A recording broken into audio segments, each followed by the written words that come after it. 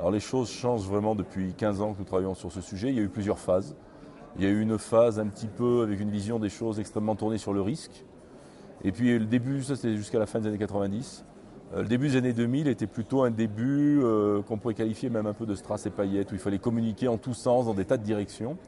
Et puis là, depuis quelques années, on voit vraiment arriver les choses dans le cœur du business, dans le cœur de la stratégie des entreprises, sur leurs sujets liés à leurs produits, liés aux attentes de leurs consommateurs, liés à leur business model. Donc il y a vraiment cette évolution du risque à l'opportunité sur ces 15 dernières années.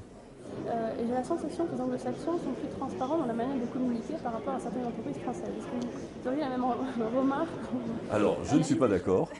Je pense que les anglo-saxons sont extrêmement forts justement pour communiquer et très bien communiquer, qu'ils ont érigé ça en art, que les entreprises françaises communiquent peut-être encore de façon un peu austère sur ces sujets, peut-être avec un côté un peu réservé, mais si on compare la réalité des actions, honnêtement, les entreprises françaises n'ont pas du tout à rougir, en particulier sur la communication développement durable, par rapport aux autres entreprises européennes, voire même aux autres entreprises mondiales. Je dirais qu'il n'y a pas un pays qui est leader. Après, dans un pays, on peut avoir une entreprise dans un secteur donné qui fait les choses de façon remarquable, mais ce n'est pas lié à une culture. Par contre, la culture de communication est beaucoup plus fine dans le monde anglo-saxon.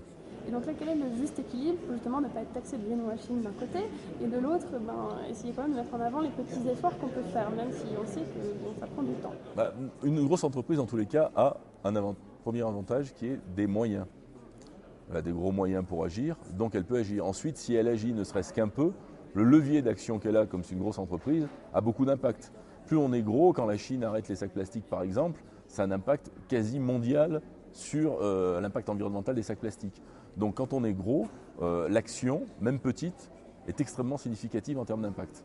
L'axe politique, il touche le grand public, puisque le politique est extrêmement présent dans les médias, donc il s'exprime. Et puis le politique légifère, et la législation, même si c'est une contrainte, mais je pense comme d'autres, que sur ces sujets-là, on initie l'action par la contrainte.